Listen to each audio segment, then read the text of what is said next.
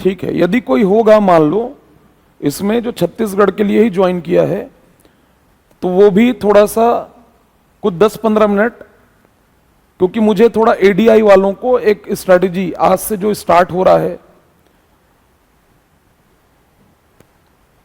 ठीक है गजेंद्र, कोई दिक्कत नहीं है, कॉमन सिलेबस है ये। चलिए मैं क्लियर कर दूं, देखो इधर छत्तीसगढ़ का जीएस, छत्तीसगढ़ का सामान्य ज्ञान, सिलेबस कॉमन सिलेबस है, लेकिन थोड़ा मैं चूंकि आज से ही असिस्टेंट डायरेक्टर इंडस्ट्री की क्लास स्टार्ट हुई है, उसमें छत्तीसगढ़ वाला पार्ट भी है, छत्तीसगढ़ का सामान्य ज्ञान। और छत्तीसगढ़ का सामान्य ज्ञान और भी जो लोग चाह रहे थे अलग से, चाहे वो प्रीलिम्स वाले हों या असिस्टेंट प्रोफेसर वाले हों, सब इंस्पेक्टर, वो लोग भी शायद इस क्लास को ज्वाइन किए, जिसमें से कुछ मैसेजेस मुझे दिख रहे हैं। लेकिन थोड़ा मैं चूंकि सामने पहला एक एग्जाम अभी एडीआई है, असिस्टेंट डायरेक्टर इंडस्ट्री, तो उसको लेकर के मेरी क्या रणनीति है, मैं क्या स्ट्रेटजी लेकर के चलूंगा, और बतौर कोच स्टूडेंट को क्या गाइड करना है, उनको कैसे आगे बढ़ना है, उसको लेकर के पहले मैं थोड़ा 10 मिनट आप लोगों से चर्चा कर दूं, और फिर उसके बाद में हम सिलेबस में तुरंत अभी आ जाएंगे। तो ज्यादा समय वेस्ट ना करते हुए जो टू द पॉइंट बात करना है कि आपकी स्ट्रेटजी क्या होनी चाहिए, उसको लेकर के थोड़ा 10 मिनट में बात कर लूं, और फिर उसके बाद हम शुरू करते हैं। ठीक, देखो अभी ये जो बैच है, ये जो कोर्स जो छत्तीसगढ़ का जीएस है, छत्तीसगढ़ के जीएस के अलावा असिस्टेंट डायरेक्टर इंडस्ट्री वालों को, एडीआई को इसमें छत्तीसगढ़ का जीएस पढ़ना है, और इसके अलावा जो एप्टीट्यूड वाला पार्ट है, जिसमें आपका मैथ्स के साथ में रीजनिंग, और मैथ्स रीजनिंग के साथ आपका लैंग्वेज है, मैथ्स रीजनिंग के साथ लैंग्वेज, और लैंग्वेज के साथ में आपके सिलेबस में कंप्यूटर है। ठीक, देखो यहां से टोटल नंबर ऑफ क्वेश्चंस 50 प्रश्न ये आपका सीजीजीएस से होगा, 50 क्वेश्चन मैथ्स रीजनिंग, और ये वाला जो आपका सेकंड पार्ट है कंप्लीट, जिसमें मैथ्स रीजनिंग, लैंग्वेज और कंप्यूटर, यहां से नंबर ऑफ क्वेश्चन 100 हैं, 100 क्वेश्चंस हैं। 100 क्वेश्चंस में मैथ्स रीजनिंग और लैंग्वेज, तो लैंग्वेज में 3 लैंग्वेज, जनरल हिंदी, सामान्य हिंदी, इसी में आपका जनरल इंग्लिश, और इंग्लिश के साथ में आपको छत्तीसगढ़ी भाषा पढ़ना है, और साथ में कंप्यूटर।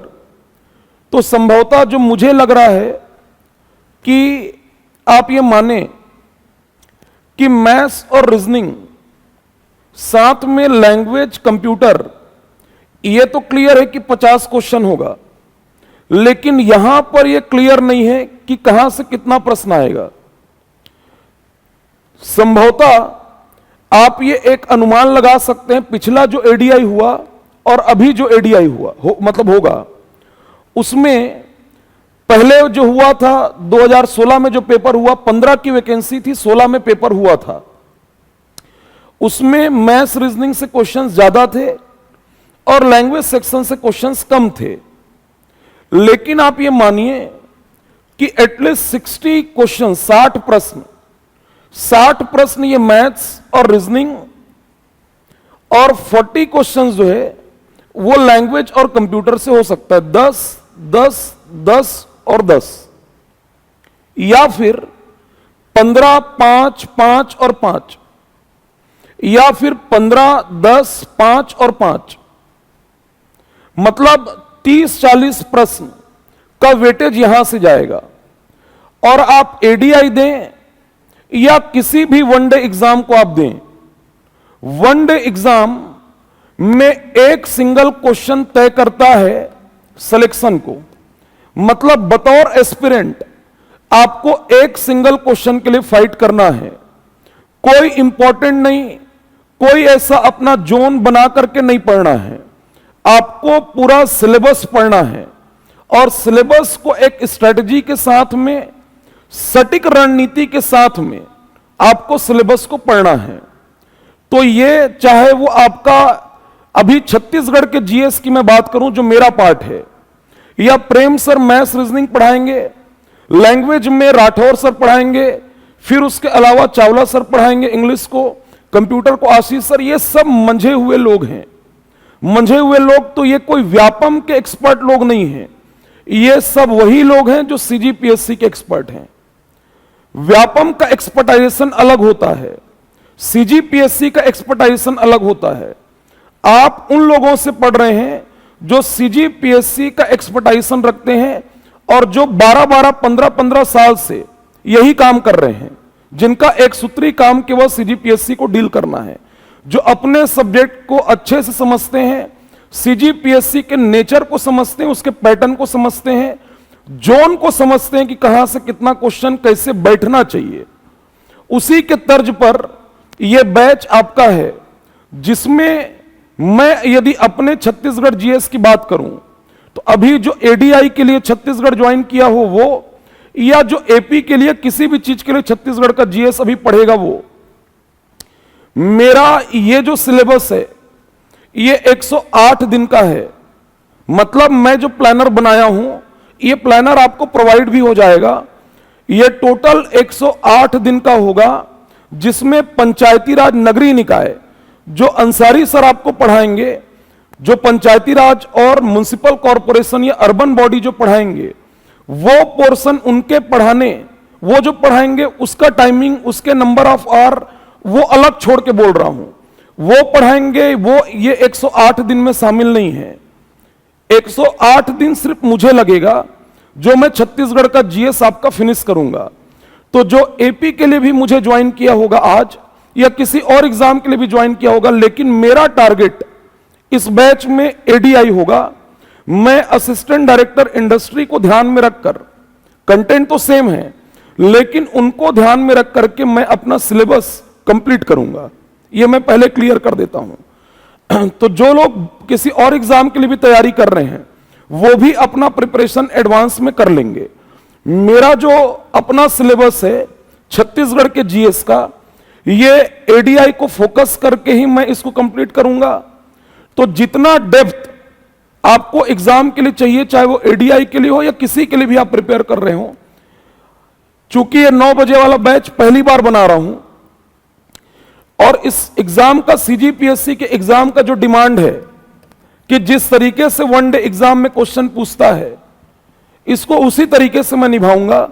मतलब झोंक के जिसको पढ़ाना कहते हैं, वो इसमें मैं हमेशा ऐसे ही करता हूं। लेकिन यहां पर चूंकि अपने आप को एकदम बांधना है, डिसिप्लिन मेरे लिए भी जरूरी है, आपके लिए भी जरूरी है।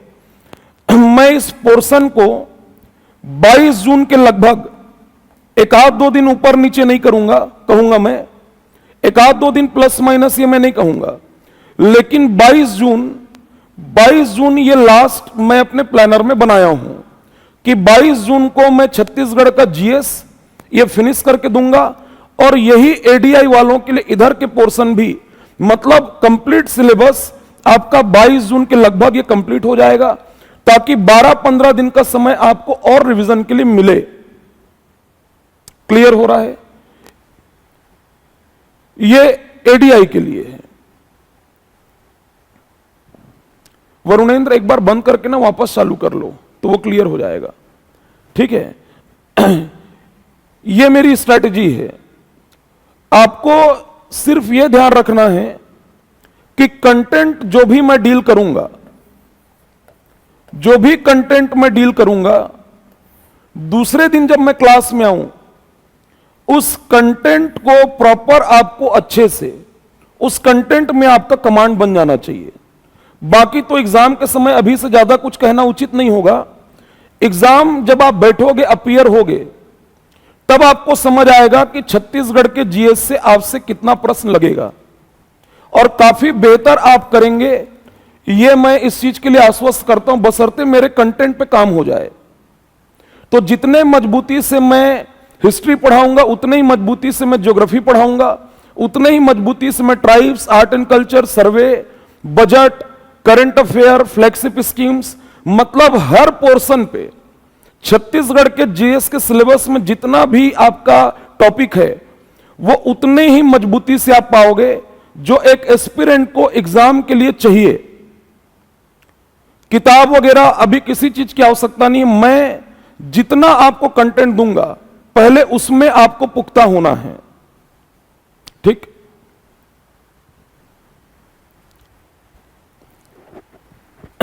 चलिए, तो तकरीबन मैं वही कहा कि थोड़ा सा रहता है कभी कभी कि बैच कब तक जाएगा।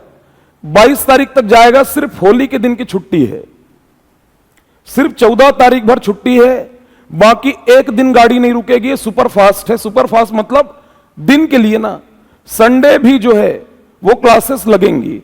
तो इन दिनों में न मैं टस का मस होऊंगा ना आप होगे, हम दोनों हिल नहीं पाएंगे।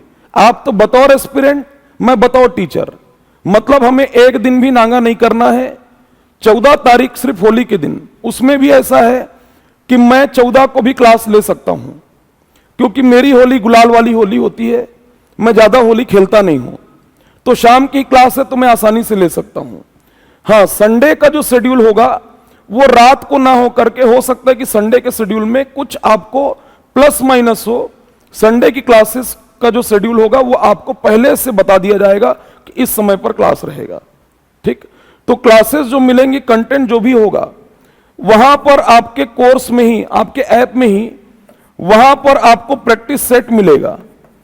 जैसे मैं मान लो जाए उदाहरण के तौर पे मैं आपको बिलासपुर जिला कंप्लीट कराया, तो बिलासपुर का मैपिंग कराऊंगा, तो बिलासपुर के प्रैक्टिस सेट, एमसीक्यूज वहां पर मिलेंगे। मेरे पढ़ाने के बाद में तुरंत बिलासपुर का प्रैक्टिस सेट आप लगा दोगे। ठीक, ये लेक्चर लाइव के साथ में यही वीडियो आपको रिकॉर्डेड मोड पे मिलेगा, उसके साथ में ऐप में ही कंप्लीट रिकॉर्डेड कोर्स भी दिया हुआ है, आपके ही कोर्स में है, ताकि आप और रिवीजन बढ़ा दें। एडवांस में प्रिपेयर करना चाहें एडवांस में कर लें। उसके साथ में आपको मॉडल टेस्ट सीजीजीएस का वो भी प्रोवाइड होगा। मॉडल टेस्ट भी जो है वो आपको प्रोवाइड होगा, ताकि आप अपने तैयारी का सही अनुमान, सही आकलन आप लगा पाएं। तो जो बेहतर हो सकता है आपके लिए, वो पूरा का पूरा एक एस्पिरेंट को जो चाहिए वो मैं इसमें देने का प्रयास कर रहा हूं, देने का प्रयास का दे ही रहा हूं। ठीक, चलिए, छत्तीसगढ़ का जो जीएस है,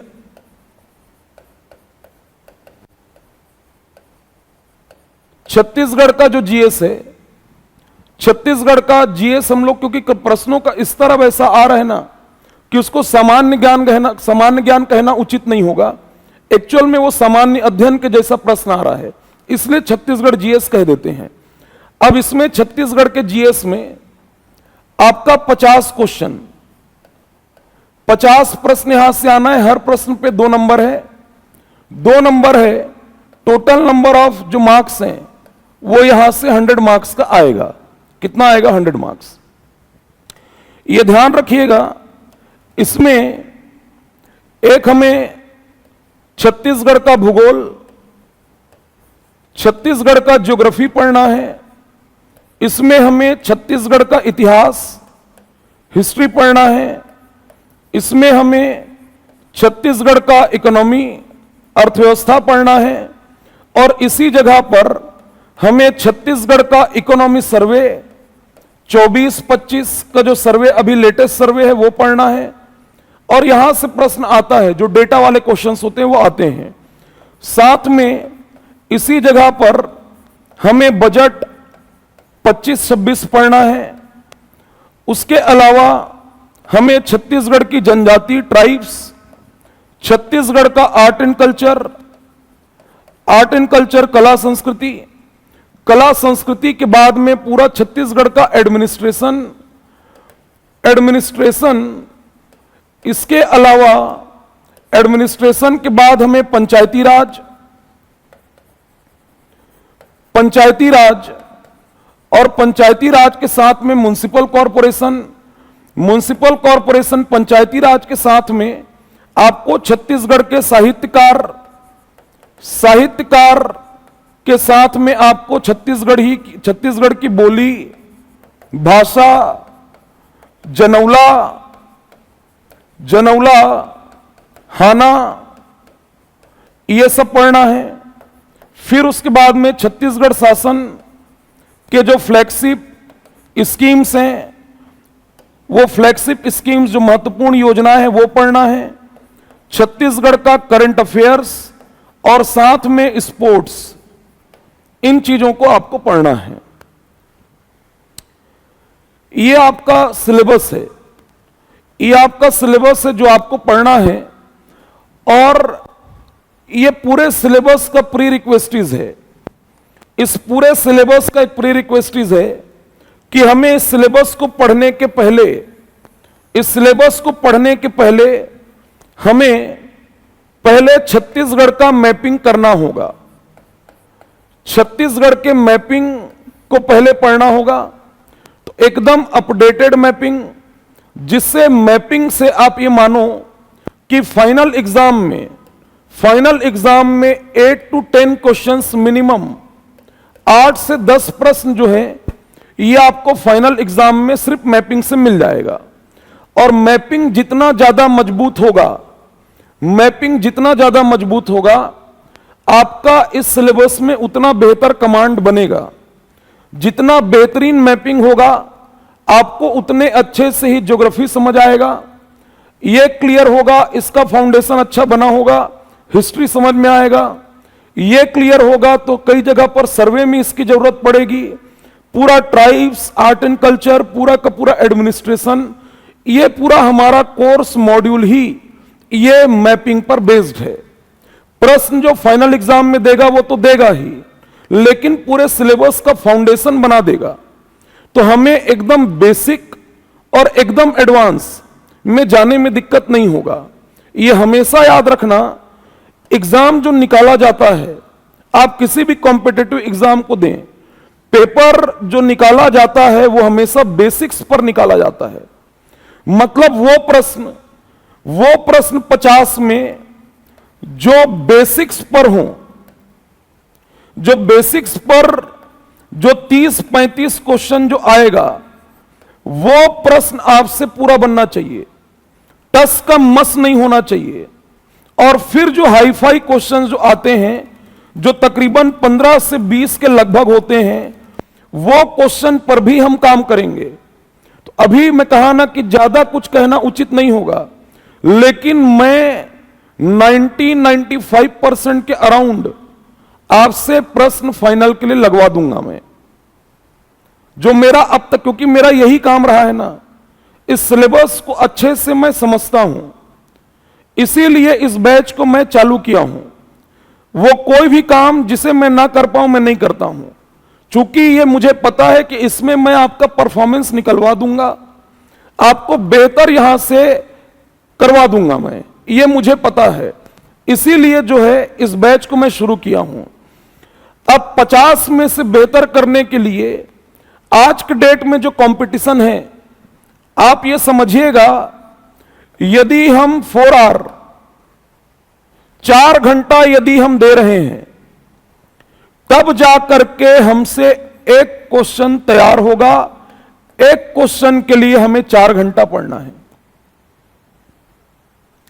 मैं जब पढ़ाऊंगा ना, मैं पढ़ाऊंगा तो हम ये माने कि एक प्रश्न के लिए हमें 4 घंटा ये पढ़ना है, कहीं पर 3 घंटा भी हो सकता है। मतलब लगभग 3.5-4 घंटे के लगभग एक प्रश्न के लिए हमें समय देना होता है, पढ़ना होता है। ये जो कोर्स आपका जाएगा, ये 180 आवर 180 घंटा के लगभग ये जाएगा। इसमें मैं कहा कि छत्तीसगढ़ के मैपिंग से हम शुरू करेंगे। अब इसमें आपको प्रश्न पहले बना के बता दूं कि कैसा प्रश्न पूछता है सीजीपीएससी, उससे आपको मैपिंग का इंपॉर्टेंस समझ आ जाएगा और आपका फोकस मैपिंग में थोड़ा बढ़ जाएगा। जैसे उदाहरण के तौर पे पहले क्या होता था, जैसे छत्तीसगढ़ में 5 संभाग हैं, 33 जिला है और 251 तहसील है। कितना? 251। देखना ना इधर, 251 तहसील है। हमें मैपिंग के लिए, जब हमें छत्तीसगढ़ का मैपिंग करना है, तो हमें मैपिंग के लिए दो चीजों की आवश्यकता पड़ती है। पहला हमें चाहिए तहसील, और दूसरा हमें रिक्वायर्ड है नेशनल हाईवे। क्या? National highway. तहसील और नेशनल हाईवे, ये दो चीज रिक्वायर्ड है। तहसील छत्तीसगढ़ में एट प्रेजेंट 251 तहसील हैं, जबकि छत्तीसगढ़ में नेशनल हाईवे की संख्या, छत्तीसगढ़ में एनएच वर्तमान में 20 हैं। कितने हैं? 20। तहसील और नेशनल हाईवे पर ही मैपिंग टिका है, और मैपिंग के ऊपर ही पूरा छत्तीसगढ़ का जीएस टिका हुआ है।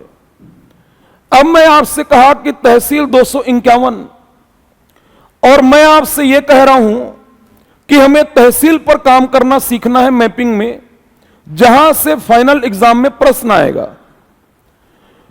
देखो, टॉपिक को पढ़ के तब फायदा है जब आपसे प्रश्न लगे। आप केवल समझने के लिए, एंजॉय करने के लिए आप मुझे ज्वाइन नहीं कर रहे हो। यह रिजल्ट ओरिएंटेड इंस्टीट्यूट है। हम रिजल्ट ओरिएंटेड अप्रोच रखेंगे, और डे 1 से हम क्वेश्चन लगाने पर ही जोर देंगे। मैं आपको नोट्स, मैं आपको बोर्ड का पीडीएफ, मैं आपको प्रैक्टिस सेट, मैं आपको ऑब्जेक्टिव की किताब का पूरा पीडीएफ ओएमआर डाउनलोडेबल मोड में भी दे दूंगा, ताकि आप प्रिंट आउट निकालें और उससे प्रैक्टिस करें। मतलब जितनी चीजें चाहिए वो सब आपके पास मौजूद होगा। आप इस चीज को समझिएगा कि जो मैं आपको समझाना चाह रहा हूं कि हमें मैपिंग में तहसील पर काम करना है। पहले क्या होता था, 2015-16 में सीजीपीएससी ने प्रश्न पूछा कि तीरथगढ़ जलप्रपात, तीरथगढ़ वाटरफॉल स्थित है। तीरथगढ़ वाटरफॉल कहां स्थित है, या तीरथगढ़ जलप्रपात कहां स्थित है, ऐसा पूछा। तीरथगढ़ जलप्रपात स्थित है ऐसा प्रश्न पूछा।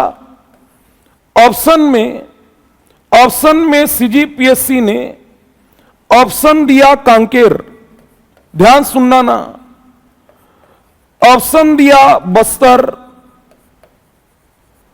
ऑप्शन दिया कोंडागांव, और ऑप्शन दिया वहां पर दंतेवाड़ा। ठीक, ये 15-16 का प्रश्न है। मान लो ना कि 15, 16, 17 इस तरह से प्रश्न पूछता था। अब केवल प्रश्न को देखो, प्रश्न में कह रहे तीरथगढ़ जलप्रपात स्थित है। ऑप्शन को पढ़ के समझ आ रहा है कि यह जिला का नाम दिया हुआ है। यह जिला का नाम दिया है, तो तीरथगढ़ को लगा दिए कहां पर? आपका बस्तर। सही उत्तर क्या है? बस्तर। ठीक। अभी 2025 में यदि सीजीपीएससी को प्रश्न पूछना होगा तो कैसे पूछेगा? अभी प्रश्न पूछेगा तीरथगढ़ जलप्रपात स्थित है। प्रश्न यही है। ऑप्शन में दिया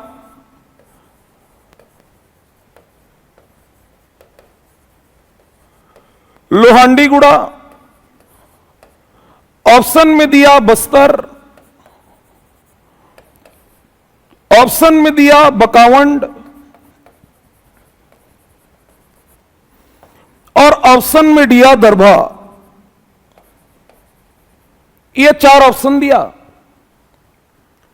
या ये कहो आप कि वो जानबूझ के ऐसा करेगा कि पहले नंबर पर वो बस्तर को रख देगा, और दूसरे नंबर पर मान लेते हैं लोहांडी गुड़ा को रख देगा। किसको रख देगा? लोहांडी गुड़ा। ठीक।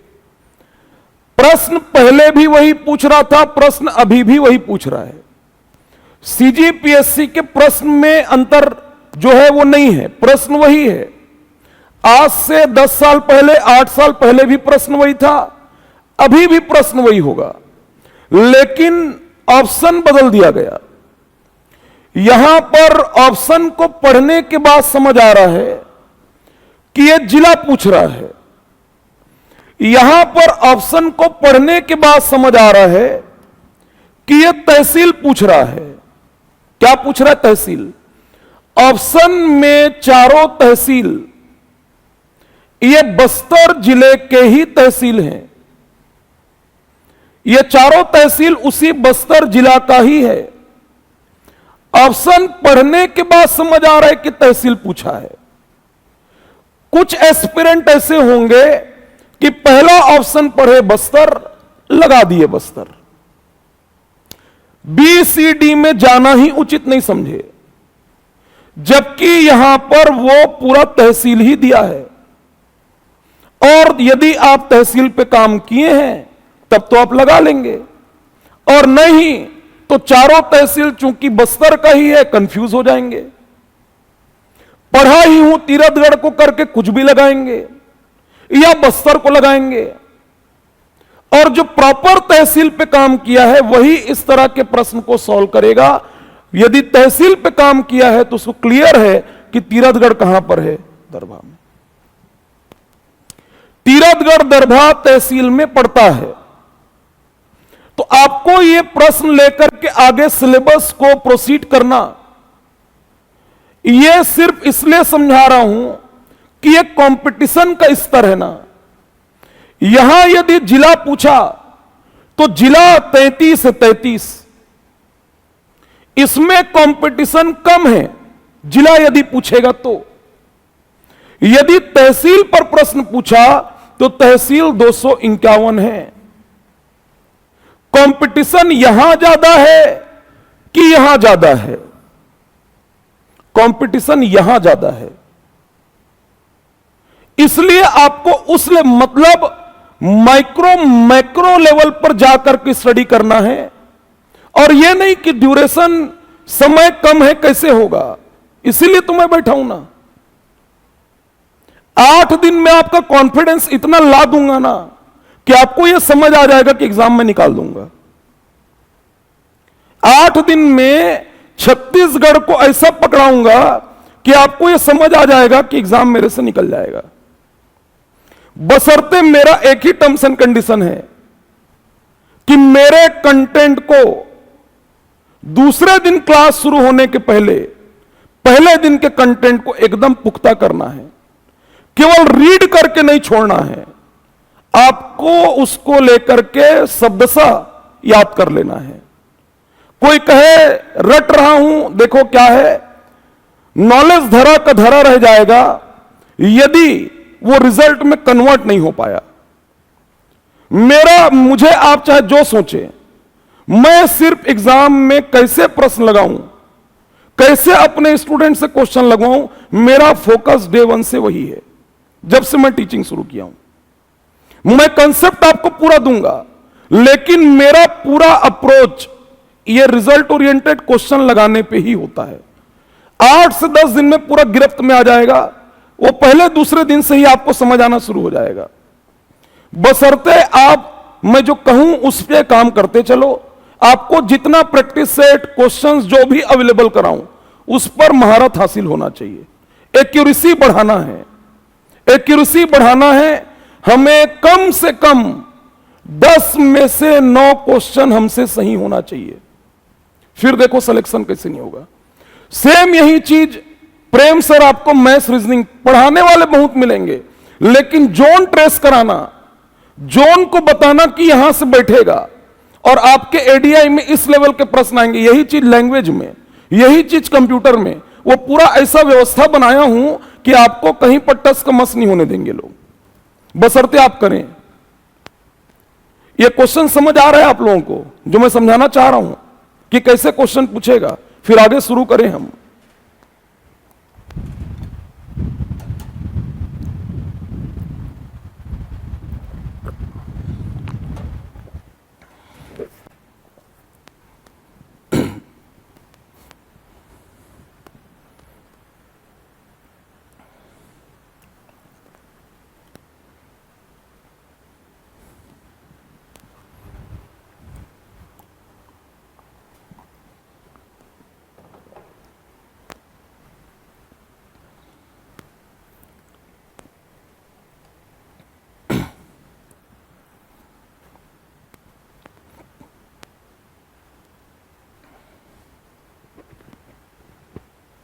क्लियर हो रहा है सभी को?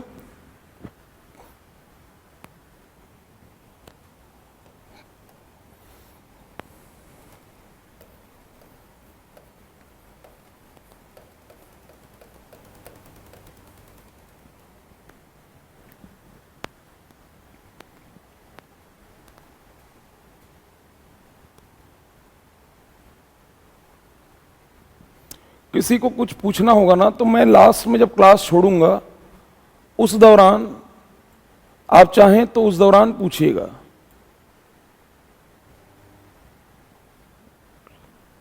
चलिए,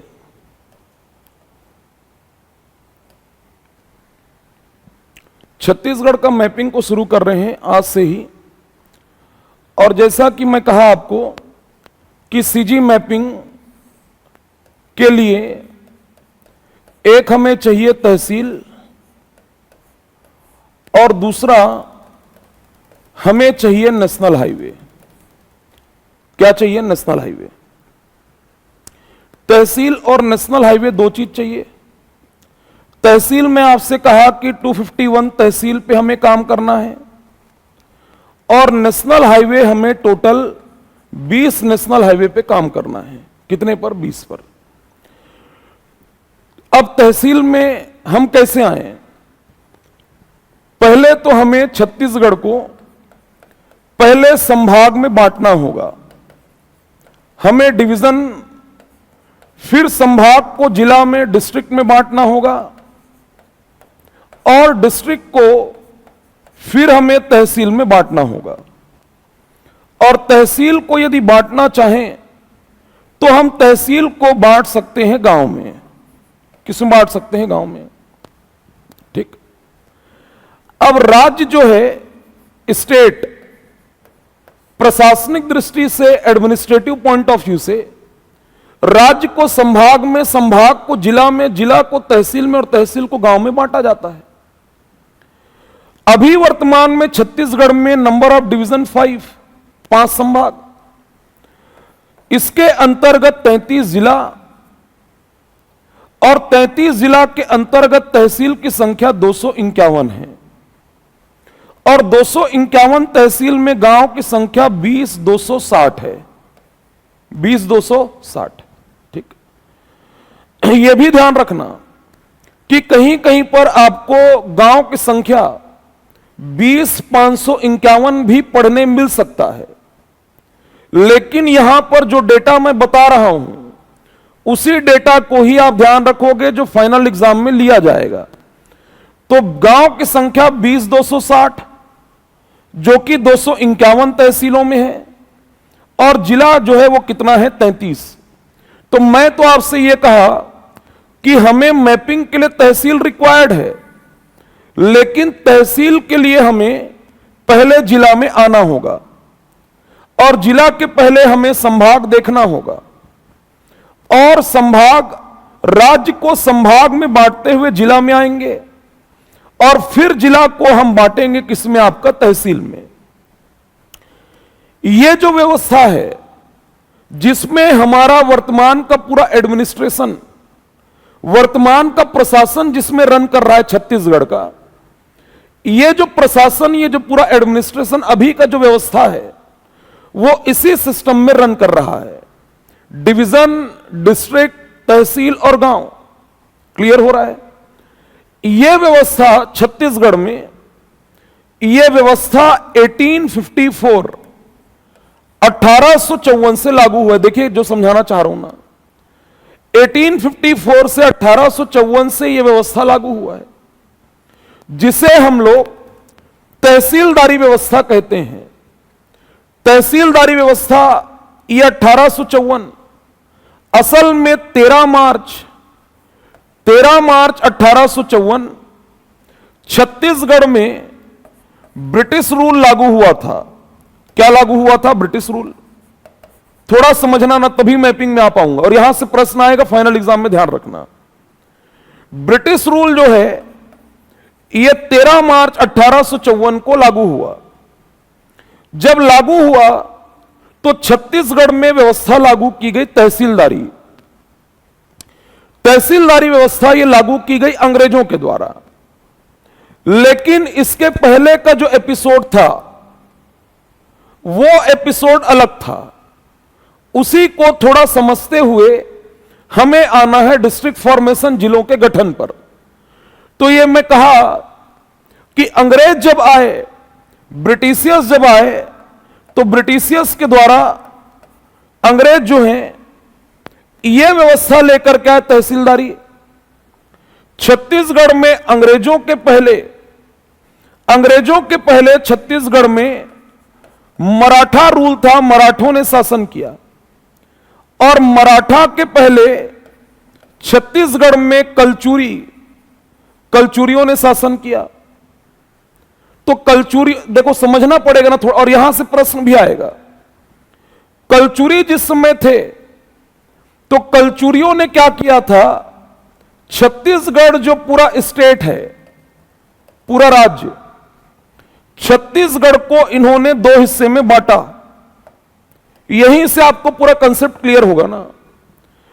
छत्तीसगढ़ को इन्होंने 2 हिस्से में बांटा। एक हिस्सा जिसे कहा गया गढ़, क्या कहा गया? गढ़।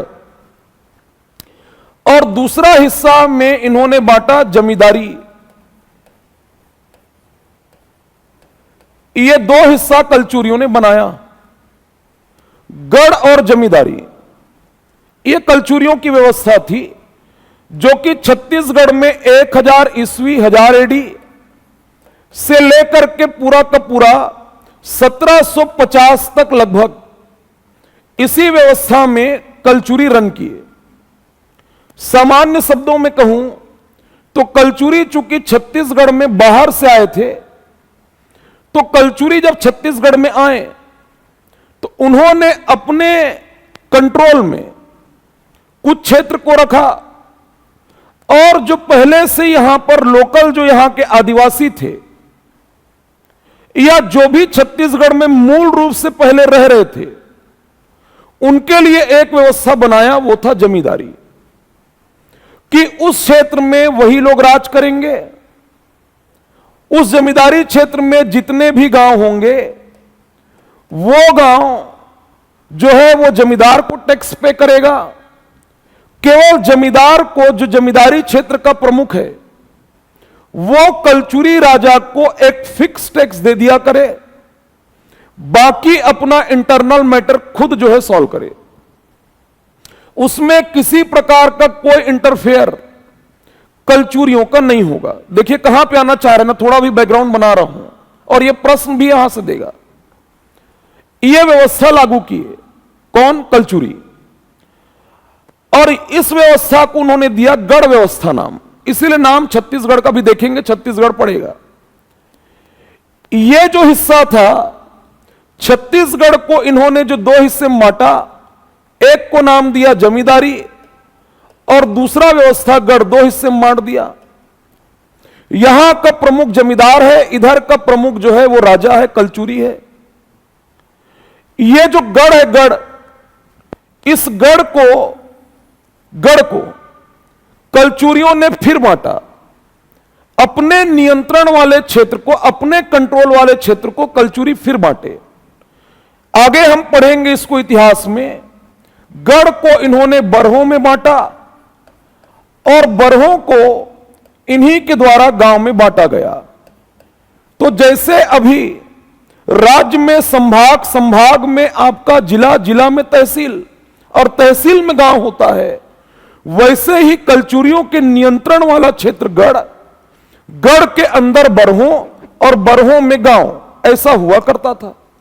ठीक, अब इस सिस्टम को कलचुरी लागू कर दिए और यह सिस्टम तकरीबन 750 साल 750 ईयर्स यही सिस्टम चलता रहा। ठीक, यह सिस्टम कलचुरियों का था। कलचुरियों को रिप्लेस किए मराठा, नागपुर से आए हुए मराठा। ये मराठा क्या कर दिए, केवल नाम बदले। इन्होंने गढ़ को कह दिया खालसा। क्या कह दिया, खालसा, नाम बदल दिया। मतलब मराठों के नियंत्रण वाला क्षेत्र खालसा कहलाएगा, जो पहले कलचुरियों के समय गढ़ कहलाया करता था। और मराठों ने एक और व्यवस्था, मतलब इस व्यवस्था को कंटिन्यू किया, जो कलचुरी बना के गए थे, वो था जमींदारी। मतलब मराठों ने यह बिल्कुल प्रयास नहीं किया कि पूरे छत्तीसगढ़ पर हम कंट्रोल कर दें, पूरे छत्तीसगढ़ पर हमारा कंट्रोल हो। खालसा और जमींदारी, मतलब गढ़ और जमींदारी दोनों को एक कर दें और पूरे पर हम राज करें, यह मराठों ने नहीं किया।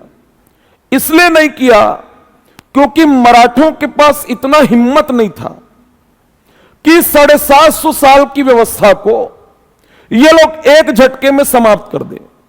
यदि ऐसा ये लोग करते तो जमींदार लोग जो थे वो इनको यहां पर सरवाइव नहीं करने देते। इसलिए इस व्यवस्था को इन्होंने कंटिन्यू किया। अब हुआ ये कि मराठों को ब्रिटिशियस रिप्लेस कर दिए अंग्रेज, तो अंग्रेजों ने इस व्यवस्था को कंटिन्यू किया, खालसा को। मतलब अंग्रेजों के नियंत्रण वाला क्षेत्र, समझिएगा ना, अंग्रेजों के नियंत्रण वाला क्षेत्र, अंग्रेजों के नियंत्रण वाले क्षेत्र को भी खालसा ही कहेंगे। क्या कहेंगे, खालसा। मराठों के नियंत्रण वाला क्षेत्र भी खालसा है। जैसे इन्होंने गढ़ को बरहों और बरहों को गांव में बांटा, वैसे ही मराठों ने खालसा भूमि को मराठों के द्वारा परगना में बांटा गया और परगना से इन्होंने तालुका बनाया और तालुका के अंतर्गत इन्होंने गांव को रखा। किसको रखा, गांव को। ठीक, यह मराठों ने किया। अंग्रेजों ने क्या किया, अंग्रेजों ने खालसा भूमि को कंटिन्यू किया, मतलब जो नियंत्रण वाला क्षेत्र जिस पर उनका कंट्रोल है। अंग्रेज चाहते तो थे कि जमींदारी व्यवस्था को खत्म कर दें, लेकिन ऐसा अंग्रेज भी नहीं कर पाए। मतलब इस व्यवस्था को इनको भी कंटिन्यू करना पड़ा। किनको, अंग्रेजों को।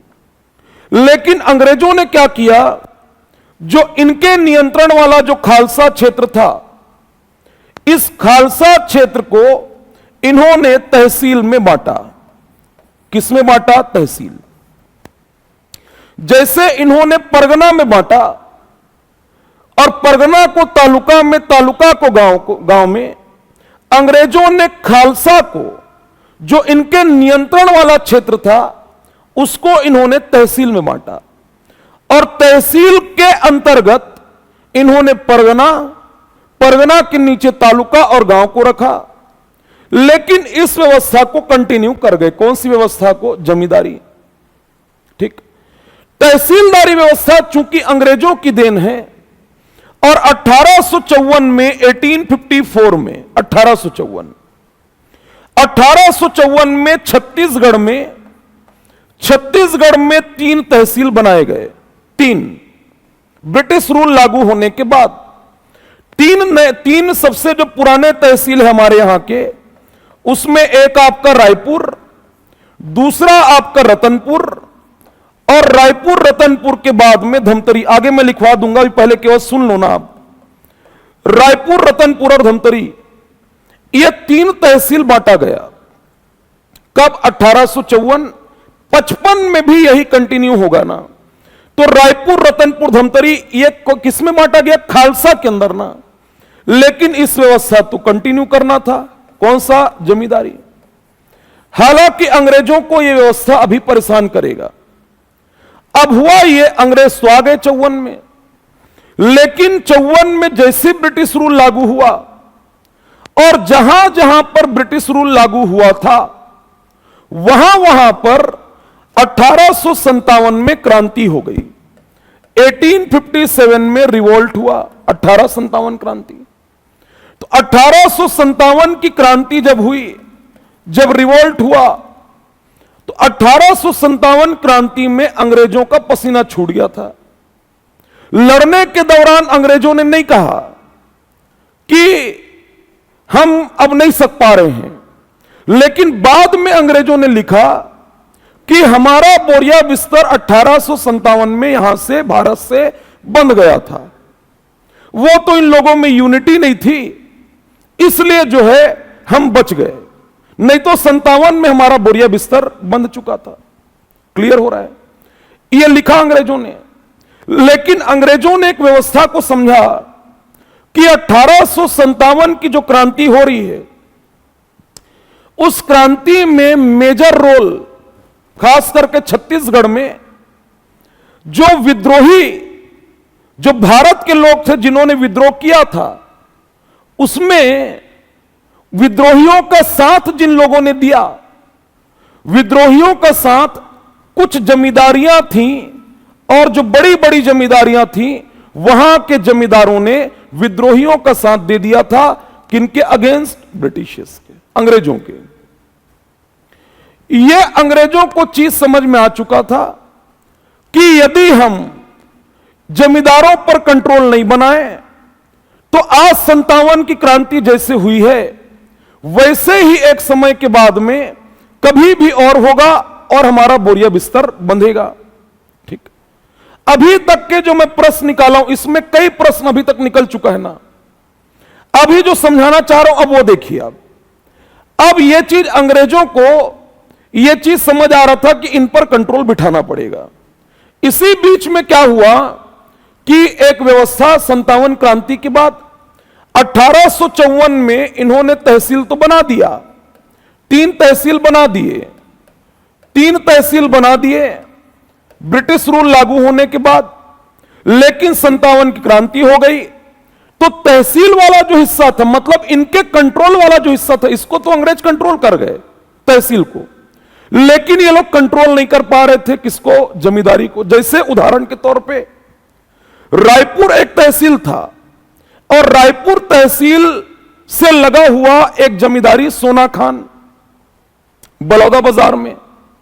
तो सोना खान के जमींदार शहीद वीर नारायण सिंह, उन्होंने विद्रोह में पार्टिसिपेट किया, अंग्रेजों के नाक में दम कर दिए वो।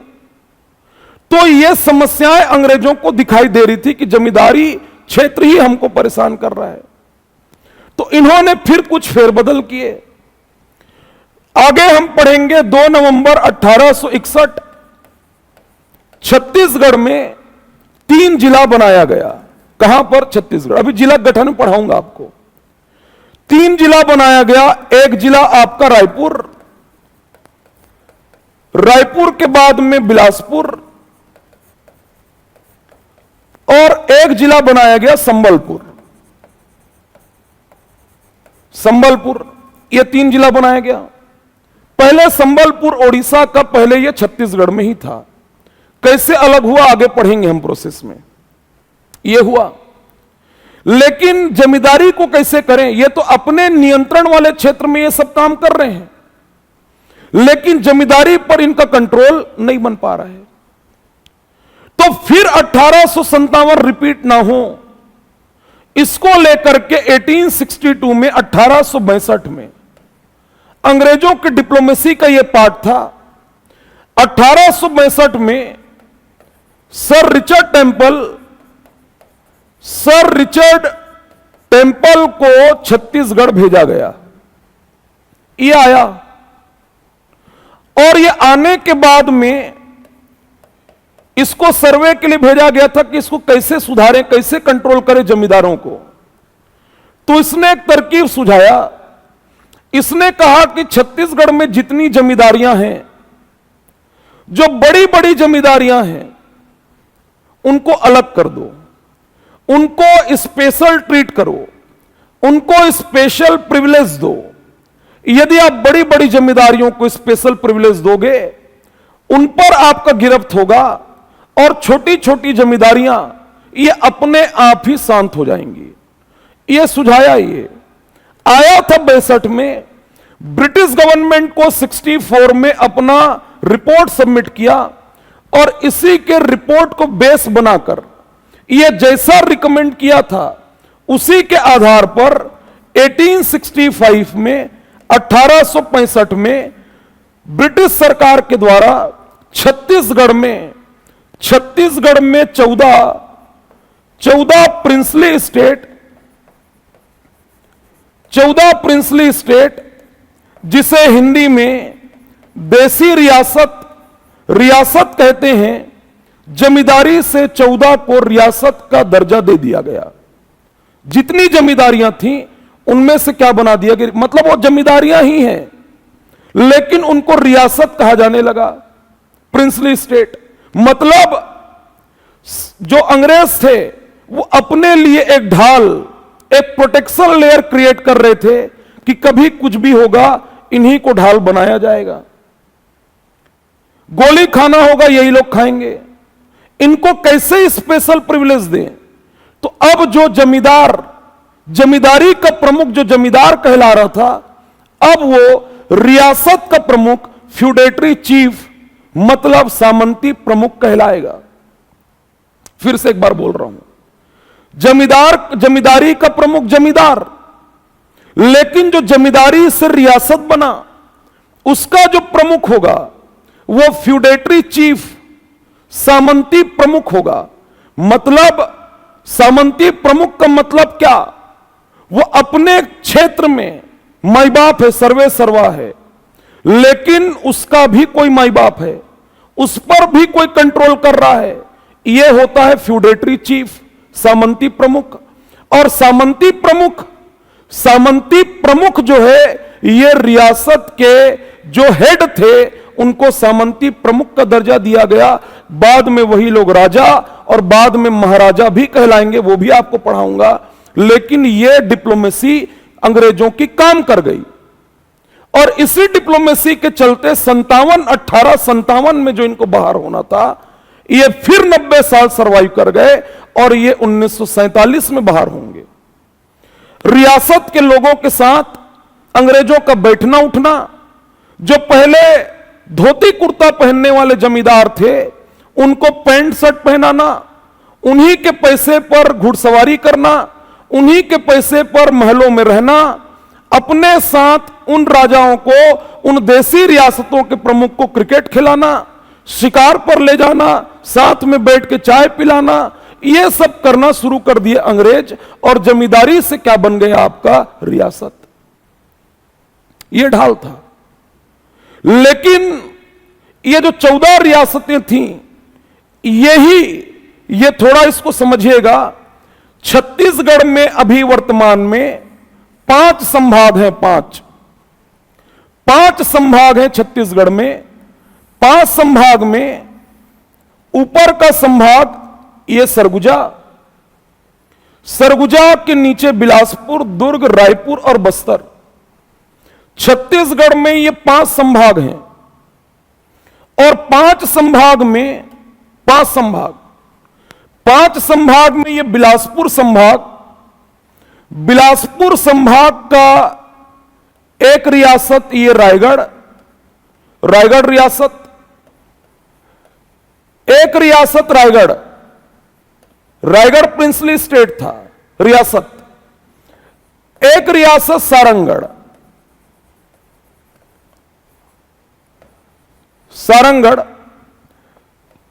एक रियासत शक्ति रियासत, एक रियासत कवर्धा, एक रियासत जो है ये आपका छुई खदान,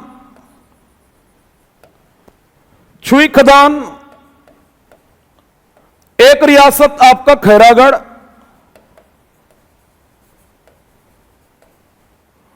एक रियासत आपका राजनांदगांव, एक रियासत कांकेर और एक रियासत आपका बस्तर। ठीक, रायगढ़ सारंगगढ़ शक्ति 3, कवर्धा छुई खदान खैरागढ़ राजनांदगांव 7, कांकेर और बस्तर 9, और इसी बस्तर से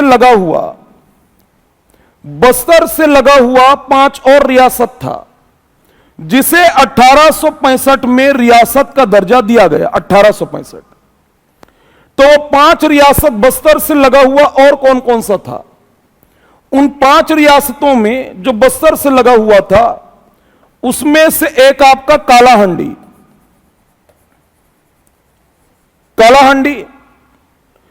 एक आपका रायखोल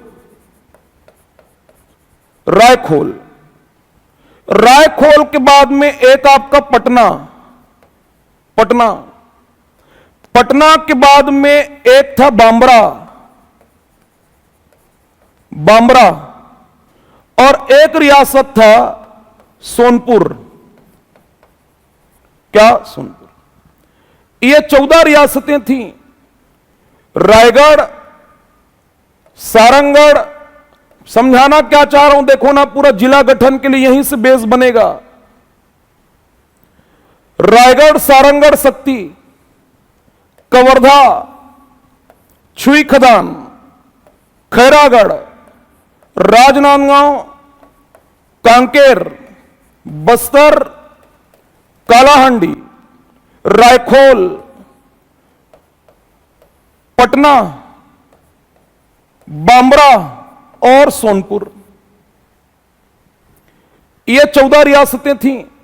14 ना, लेकिन ये 14 रियासतों के साथ इन पर तो सामंती प्रमुख लोगों का, फ्यूडेटरी चीफ का कंट्रोल था, लेकिन 3 ठो जिला बना के रखे थे। मैं कहा ना, एक जमींदारी क्षेत्र, एक आपका कौन सा खालसा क्षेत्र।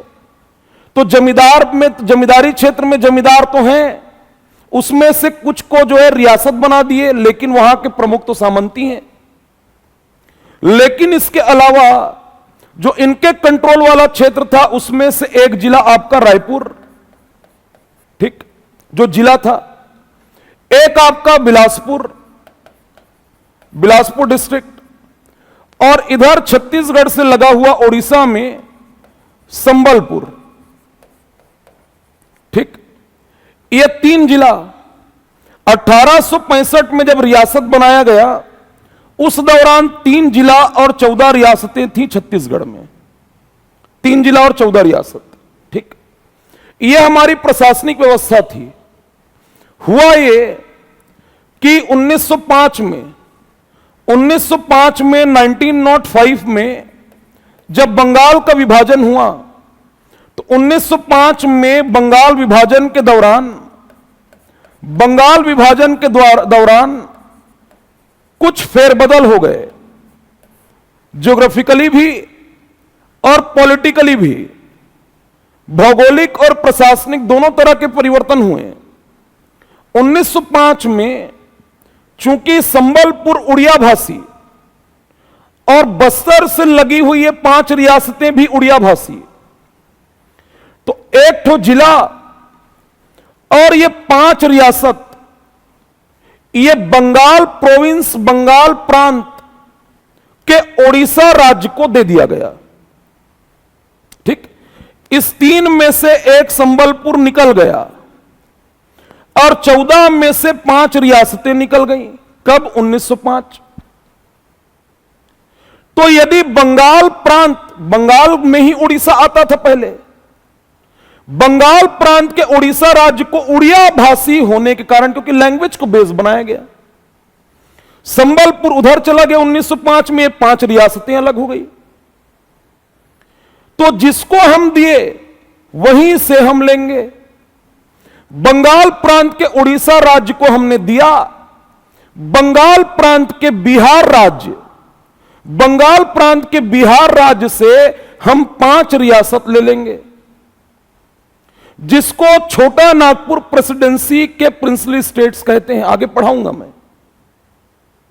जो 5 रियासतें हमें मिली 1905 में हमें जो 5 रियासतें मिली, उन 5 रियासतों में एक रियासत आपका चांग बखार,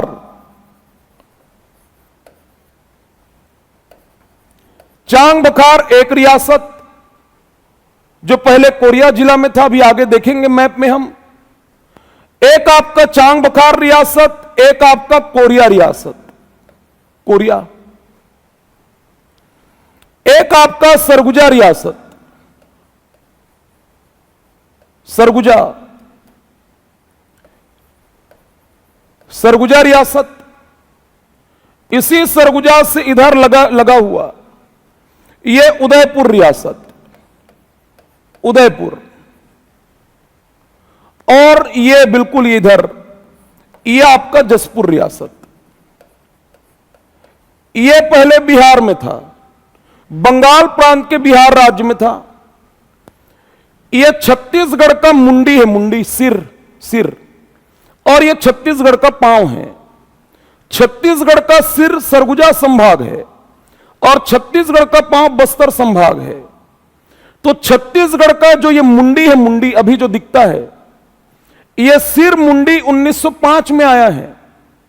जब यह 5 निकला तो 5 मिला, तो पहले भी रियासत 14 था। 1865 में जब बना, 1905 में भी रियासत 14 ही रहेगा। ठीक, ये 5 निकल गया तो 5 आ गया। एक आपका चांग बखार, फिर कोरिया, चांग बखार कोरिया के बाद में एक आपका चांग बखार, दूसरा आपका कोरिया, तीसरा सरगुजा, चौथा उदयपुर और पांचवा आपका जसपुर। ये 5 रियासत। इधर के 9, टोटल 14। ये 5 अलग हो गया। लेकिन संबलपुर जिला अलग हुआ था। संबलपुर जिला अलग हुआ था और उसके पहले हमारे यहां पर जिला कितना था? 3, रायपुर, बिलासपुर और संबलपुर। क्लियर हो रहा है? रायपुर, बिलासपुर, संबलपुर। 1905 में जब हमने संबलपुर को दे दिया तो हमारी व्यवस्था में एक जिला कम पड़ रहा था। इसीलिए 1 जनवरी 1906, मतलब 1906 का जो कैलेंडर है उसमें पहले ही तारीख को ना, 1 जनवरी 1906 को ही हमने दुर्ग को जिला बना दिया। किसको जिला बना दिया? दुर्ग को। तो अभी भी व्यवस्था में 3 जिला और रियासतों की संख्या 14 ही रहेगी। 3 और 14। क्लियर हो रहा है? अब ये 14 रियासतें अभी काम आएंगी जिलों के गठन में, कि कौन सा रियासत किस जिले में मिला, और यहां से हमें डिस्ट्रिक्ट फॉर्मेशन पढ़ना है, जिलों का गठन। अब यहां से जिलों का गठन पढ़ेंगे और फिर जिला के अंदर तहसील देखेंगे। तहसील में आएंगे तभी हम मैपिंग कर पाएंगे। क्या यहां तक का पूरा जो अभी तैयार किया हूं, यह बैकग्राउंड जो जिला गठन के लिए जो तैयार किया हूं, क्या यह समझ में आ रहा है सभी को? जल्दी बताओ, तब तक पानी पी लूं। जिलों के गठन को लेकर के कुछ डेट्स हैं, उसको याद रखना है। फिर उसके बाद मैं एक एक करके सभी जिलों पर आऊंगा ना। देखो, राज्य का गठन 1 नवंबर 2000 को हुआ। 1 नवंबर 2000 को राज्य का गठन हुआ। और जब राज्य का गठन हुआ तो हमें हमारा छत्तीसगढ़ हमें 16 जिलों के साथ मिला था। कितने जिलों के साथ?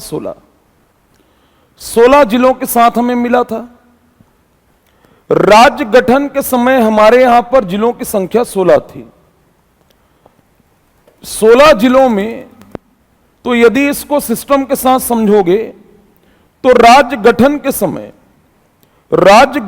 समय में यह तो 2025 अभी वर्तमान की स्थिति है कि वर्तमान में हमारे यहां पर 5 संभाग में 33 जिला, 251 तहसील, 20,260 गांव। लेकिन जब राज्य का गठन हुआ 2000 में, 1 नवंबर 2000, तो संभाग की संख्या 3 थी, जिसके अंतर्गत 16 जिला था।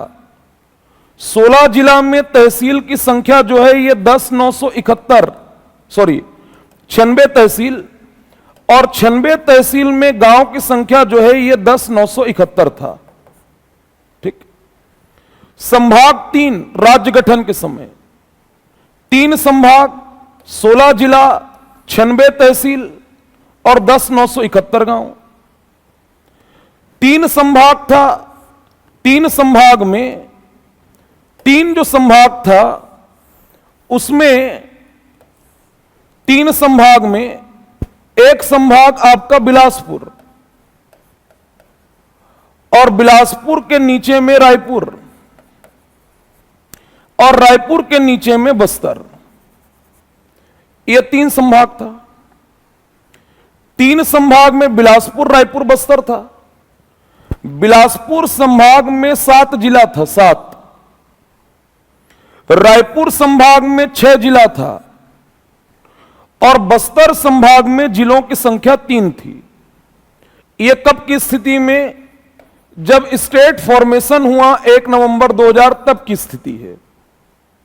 बिलासपुर संभाग में 7 जिला, तो बिलासपुर संभाग का जो 7 जिला, उसमें से बिलासपुर संभाग का 7 जिला जो है, ये वाला हिस्सा जो दिख रहा है, ये कोरिया, सरगुजा, जसपुर, रायगढ़, जांजगीर चांपा, कोरबा और बिलासपुर, ये पूरा हिस्सा जो दिख रहा है इधर, कोरिया, सरगुजा, जसपुर, बिलासपुर, कोरबा, जांजगीर चांपा और रायगढ़, ये 7 जिला, ये बिलासपुर डिवीजन में, बिलासपुर संभाग में ये 7 जिले थे, 7 जिले। ठीक। राज्य गठन के समय ना, जबकि इधर ये कवर्धा, राजनांदगांव, दुर्ग, धमतरी और महासमुंद, रायपुर, यह हिस्सा पूरा का पूरा यह रायपुर डिवीजन, रायपुर संभाग था। यह रायपुर संभाग, जिसमें नंबर ऑफ डिस्ट्रिक्ट ये 6 था। और निचला हिस्सा जो दिख रहा है, इधर का यह हिस्सा जो दिख रहा है, यह कांकेर, बस्तर और दंतेवाड़ा। यह राज्य गठन के समय में यह बस्तर संभाग, और बस्तर जो संभाग है, इस बस्तर डिवीजन में, बस्तर संभाग में नंबर ऑफ डिस्ट्रिक्ट ये 3 था। कितना था? 3। तो 7, 6, 13 और 13 और 3, 16। ये टोटल जो है ये 16 जिला राज्य गठन के समय में था। 1 नवंबर 2000 की स्थिति में, 1 नवंबर 2000 को छत्तीसगढ़ में 3 संभाग के अंदर 16 जिला, और 16 जिला में 96 तहसील था। ये 3 संभाग, ये 16 जिला है। खैर, अभी इसके ऊपर हम काम करेंगे।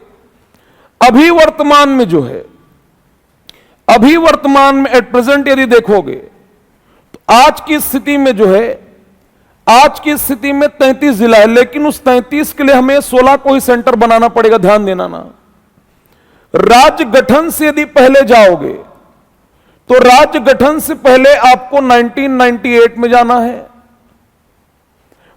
अभी पहले पकड़ो, फिर मैं सबको जस्टिफाई करूंगा ना। 1998 के पहले आपको 1973 पकड़ना है। 1973 के पहले आपको 1948 पकड़ना है। 1948 के पहले आपको 1906 पकड़ना है। और 1906 के पहले आपको 1861 पकड़ना है। 1861 में छत्तीसगढ़ में 2 जिला, 2 जिला। अभी देखेंगे हम मैप में कौन सा है। जिलों के गठन से प्रश्न आएगा। यह जो मेरा पहला क्लास है, आपको एक क्वेश्चन देगा।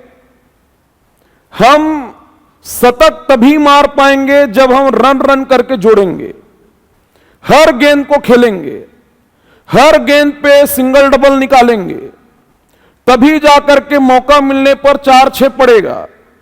सिविल सर्विसेज का एग्जाम में कोई शॉर्टकट नहीं हो सकता, इसमें प्रॉपर टाइम देना पड़ेगा, रन करके जोड़ना पड़ेगा, डे टू डे काम करना पड़ेगा, कंसिस्टेंसी को मेंटेन करना पड़ेगा, तब जाकर के परफॉर्मेंस निकल के आएगा।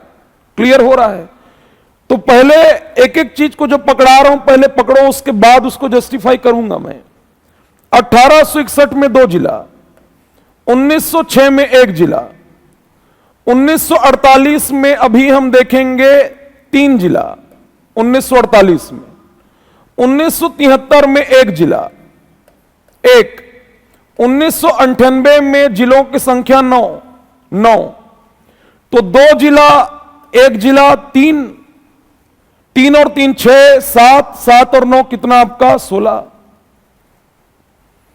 छत्तीसगढ़ जब बना फिर उसके बाद 2007 में छत्तीसगढ़ में 2 जिला बनाया गया, 2007 के बाद में 2012 में छत्तीसगढ़ में 9 जिला बनाया गया, 12 के बाद में 2020 में छत्तीसगढ़ में 1 जिला बनाया गया, और 20 के बाद में 2021 में 4 जिलों की घोषणा हुई, और 2022 में 1 जिले की घोषणा हुई। लेकिन वो 4 21 में घोषित हुए 4 और 22 में 1 जो घोषित हुआ, मतलब 4 और 1 5, 4 और 1 5 जो घोषणा हुआ था 4 का, और 1 जो आपका और घोषित हुआ 22 में, ये पांचों को 2022 में ही नोटिफाइड किया गया। कब? 2022। अभी देखेंगे हम, 22 में ही नोटिफाइड किया गया। तो टोटल ये 16 के बाद में 2 जुड़ा 18, फिर 9 27, 27 और 1 28, 28 और ये 5, 28 और 5, 28 और 5 जो 2022 में 5 नोटिफाइड हुए, घोषणा अलग होता है, नोटिफाइड अलग होता है। तो 28 और 5 33, ये 33 पर हमें काम करना है। कितने पर? 33 पर हमें काम करना है। एग्जैक्ट डेट यदि कहोगे तो भी याद करके रख लो, फिर कल इसको देखेंगे हम। 2 नवंबर 1861, 2 नवंबर 1861 को 2 जिला, अभी के हिसाब से ना। 1 जनवरी 1906 में 1 जिला, इसको सबको ही मैप में देखेंगे हम। फिर उसके बाद में 1 जनवरी 1948 में 2 जिला, फिर 1 नवंबर 1948 में 1 जिला, फिर उसके बाद में 26 जनवरी 1973 में हम देखेंगे 1 जिला, फिर उसके बाद में 1998 में 25 मई 1998, 25 मई 1998 को 6 जिला, और 6 जुलाई 1998 को 3 जिला, फिर उसके बाद में 1 जनवरी 2012 को छत्तीसगढ़ में 9 जिला, फिर उसके बाद में 10 फरवरी 2020 को 1 जिला बनाया गया छत्तीसगढ़ में, फिर उसके बाद में अभी यदि देखोगे तो 2 सितंबर 2022 को 1 जिला, 3 सितंबर 2022 को 2 जिला, और 9 सितंबर 2022 को 1 जिला। कितना जिला? 1। ये अभी इसको डिटेल में हम पढ़ेंगे, बशर्ते आपको डेट याद करना है। मैं कह रहा हूं जिलों के गठन से प्रश्न आएगा। मैं जोन पूरा ट्रेस करा दूंगा 50 क्वेश्चन का कि कहां कहां से प्रश्न बैठेगा।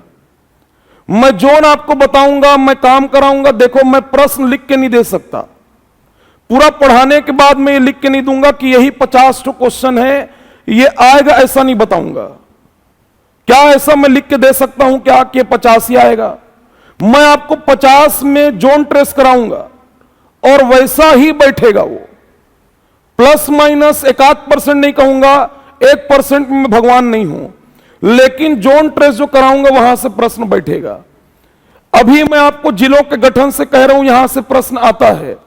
अभी आप 23 का पीएससी निकाल के देखोगे, 23 वाला जिलों के गठन से प्रश्न आया था, हर बार आता है।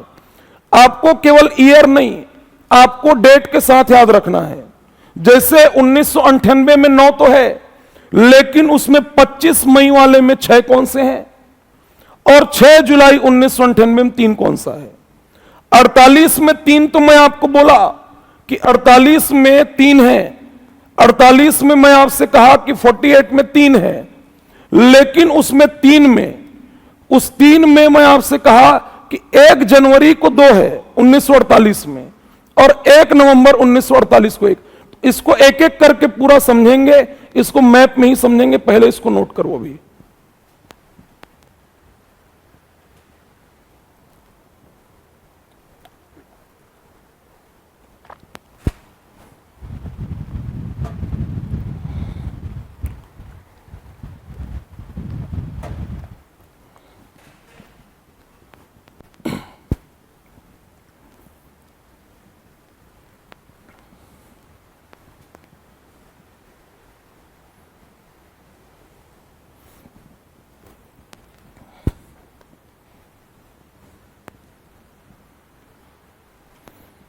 कल ना मैं यहीं से कंटिन्यू करूंगा ना, कल से मैं यहीं से कंटिन्यू करूंगा, बशर्ते आपको मैं फिर एक बार जो बाद में जुड़े उनको ही बता दूं, डेली बेसिस में काम करना है। जिस कंटेंट को मैं कराऊं उसको आपको अच्छे से करना है, ठीक है।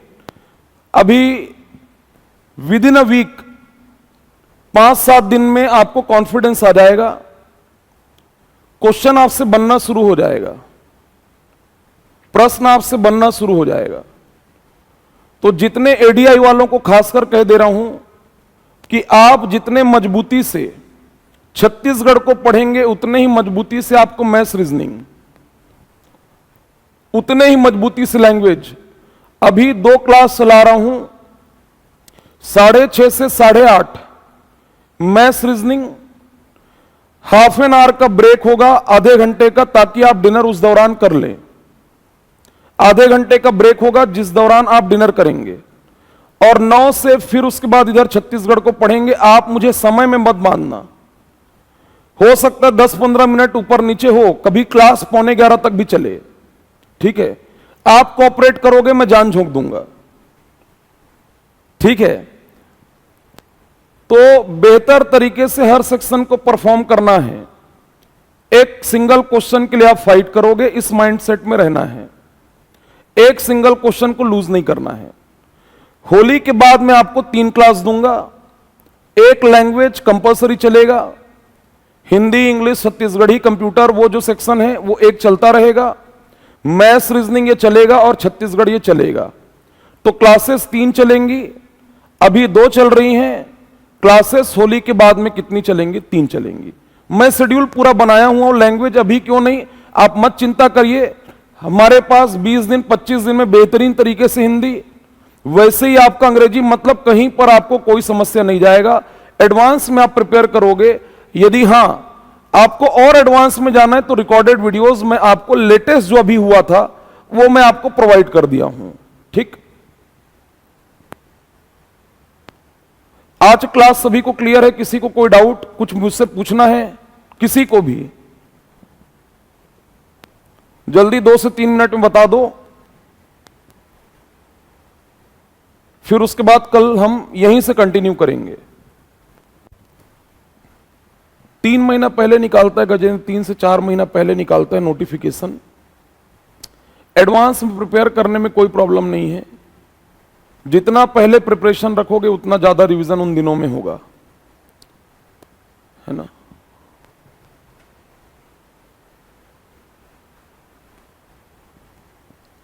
हाँ शेखर, वो और अच्छे से हो जाएगा। 7 साल का गैप है, कोई दिक्कत नहीं है। 7 दिन में उसको भर देंगे, 7 दिन में ले आएंगे। कंसिस्टेंसी बनाए रखना है बस। आप 2 एफर्ट, मेरे एंड से कमी नहीं होगा। मेरा सिंपल से एक ही कंसेप्ट है कि यदि मैं जिस चीज को ना निभा पाऊं वो चीज करूं ही ना, और जिसको सबसे बेहतरीन तरीके से निभा पाऊं वही काम करूंगा, है ना। तो यदि आप उम्मीद रख रहे हो तो वो जरूर पूरा करूंगा मैं, जो बेस्ट हो सकता है।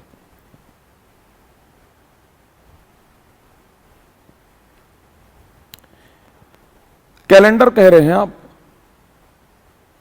हाँ अजीम कुरैशी, कैलेंडर पे काम चल रहा होगा, कभी भी आ सकता है। जैसे एडीआई पहले से क्लियर था कि भाई इस साल की पहली वैकेंसी होगी, वैसे ही कैलेंडर को पिछले साल से चल रहा है, तो कैलेंडर पर हम लोग खुद वेट कर रहे हैं। लेकिन आप इन चीजों में ना पड़ो, प्रिपरेशन अपना करते रहो। एग्जाम कभी भी आपको बता करके नहीं निकाला जाएगा, कभी भी निकल सकता है, ठीक है। चलो सभी अपना अपना ध्यान रखो, कंटेंट पे काम करिएगा, कल यहीं से कंटिन्यू करते हैं। Good night, good night, thank you.